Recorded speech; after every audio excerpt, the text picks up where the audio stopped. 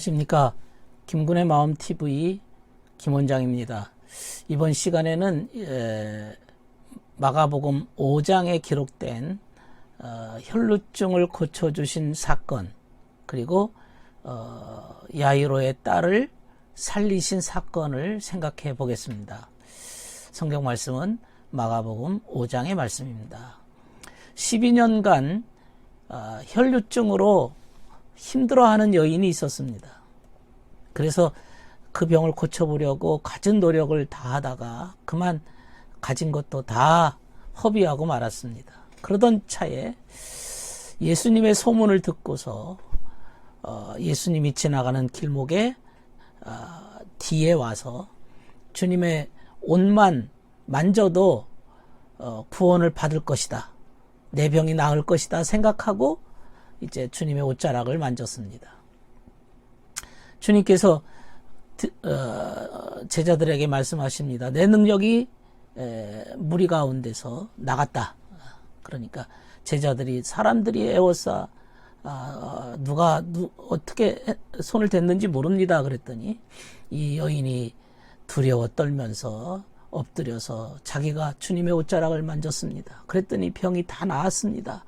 그렇게 주님께 고백을 한 겁니다. 예수께서 딸아, 내 믿음이 너를 구원했다. 평안히 가라.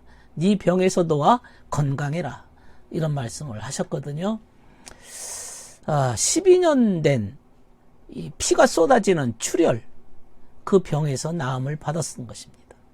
주님의 옷자락만 만져도 병이 나았다. 이 말은 주님의 옷자락이라고 하는 것은 몸을 감싸고 있는 옷입니다. 이 말은 우리가 영적인 의미로 말하면 우리의 애정, 사랑을 감싸고 있는 진리라, 이런 뜻으로 말할 수 있습니다.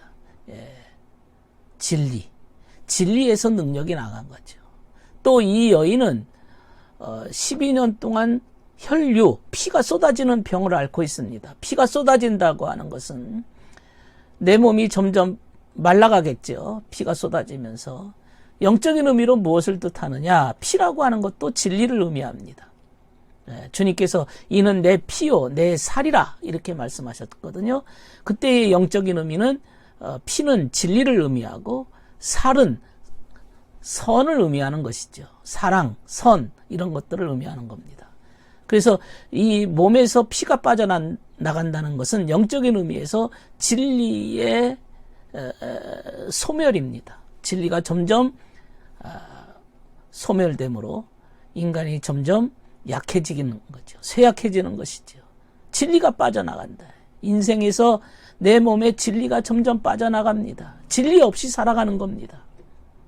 우리 세상 일에 바쁘고 분주하고 세상 일에 심취하다 보면은 진리 없이 그저 자신의 영적인 상태가, 자신의 영혼이, 생명이 점점 죽어가고 있음에도 그걸 깨닫지 못하는 상태, 이게 바로 12년간 혈루증을 앓고 있는 이 여인의 모습입니다.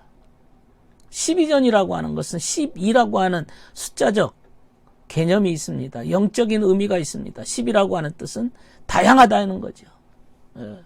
그저 10이라고 하는 물질적인 숫자가 아니라 영적인 의미에서 많은 고통을 겪는 것이죠. 진리가 약해지면서 내 몸의 영혼의 상태가 그만큼 약해지고 쇠약해지는 모습을 의미하고 있습니다.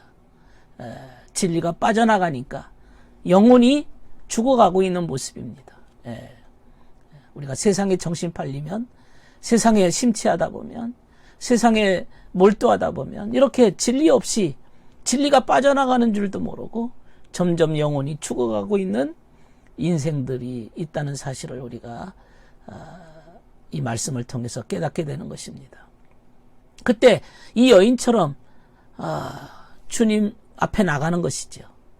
그리고 주님의 옷자락이라도 손을 대겠다는 간절한 희망입니다. 그러면 내가 구원을 얻을 것이다, 내가 병에서 치료될 것이라고 하는 그러한 믿음을 가지고 주님 앞에 나온 겁니다. 주님께서 내 믿음이 귀하다, 이렇게 말씀하시고 칭찬하셨습니다. 그 여인은 영적인 하혈증을 치료받은 겁니다. 예, 육체적인 하혈증, 영적인 하혈증이 완전히 치료가 됐습니다. 그분 앞에 나갔을 때 문제가 해결되는 것이죠. 그 다음에 이제 해당장 야이로의 딸을 살렸던 그러한 사건입니다. 사람들이 와서 딸이 죽었습니다. 이 해당장이 주님께 와서 딸을 좀 치료해달라고 부탁하려고 오는 와중에 종들이 와가지고는 당신 딸이 죽었습니다. 그 말을 들은 거예요. 주님께서 그 말을 들으시고는 회당장한테 말씀하십니다. 두려워하지 말고 믿기만 해라. 지금 죽었다고 얘기하는데도 두려워하지 말아라. 믿기만 해라. 이 말씀을 하셨거든요. 그러면서 회당장 집에 갔습니다. 사람들이 울면서 통곡하고 있습니다. 주님께서 그들에게 말씀하시기를 왜 떠들고 울고 있느냐? 이 아이는 죽은 게 아니라 자고 있다. 이렇게 말씀하시는 거예요. 사람들이 놀랬겠죠. 지금 죽었는데 자고 있다고 얘기하니까. 그러면서 이제 예수님께서 그 아이의 손을 잡으시고 달리다굼. 이 말은 소녀야 일어나라. 소녀야 일어나라. 달리다굼. 그랬을 때에 이 아이, 이 소녀가 12살인데 즉석에서 일어나게 됩니다. 사람들이 놀라고 두려워하기도 합니다. 주님께서 이 아이를 살리셨습니다. 그리고 먹을 것을 주어라. 이렇게 말씀하셨습니다. 주님은 죽음으로부터 사람을 살리셨는데 왜 그랬을까요? 생명의 주인이시기 때문에, 주님이 생명 자체이시기 때문에 살릴 수 있는 권능이 나가는 것이죠. 우리가 죽은 나사로를 살렸던 그 기적의 말씀 있죠. 요한복음 11장 1절로부터 44절 쭉 보면 나는 부활이요 생명이니 나를 믿는 자는 죽더라도 살겠고 살아서 믿는 사람은 영원히 죽지 아니하리라. 영적으로 살아있는 자들은 이미 영적으로도 살게 되지만 영적으로 죽었더라도 주님을 믿게 되어진다면 다시 살 수 있다. 그러한 말씀이지요. 그 주님이 나사로를 고쳐주실 때에도, 살려주실 때에도 그 나사로의 집에 도착한 주님은 그 무덤에 묻혀있는 나사로를 두고서 잠들었다. 죽은 것이 아니라 잠자고 있다. 이렇게 말씀하시거든요. 죽은 게 아니라 잠자고 있다. 우리 보통 사람들은 이제 죽음을 두려워합니다. 이제 죽으면 이제 모든 것이 끝난다고 생각하고 두려워합니다. 이러다 죽으면 어떡하지? 이러다 죽으면 어떡하지? 굉장히 마음을 쪼리게 됩니다. 그런데 주님께서는 잔다. 잔다. 그래서 주님께서는 이 영적인 잠에서 우리를 깨워주시는 것이죠. 생명을 주시는 분입니다. 이 세상이 끝났을 때 주님은 우리에게 죽음이 아니다. 이거는 잔다. 이거는 다시 영원한 세상에서 새로운 영계에서 행복한 세계에서 아름다운 세계에서 다시 깨워주신다. 잠깐 자다가 다시 깨워주신다.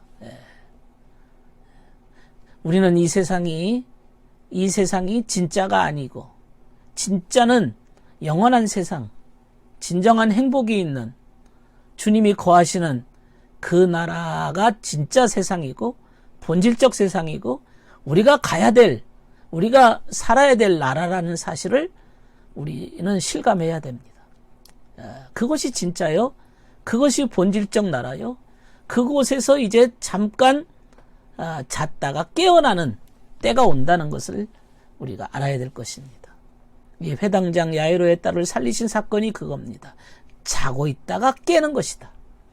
이 세상의 죽음은 자고 있다가 깨는 것이다. 그것을 우리에게 말씀하신 것입니다. 들어주셔서 감사합니다.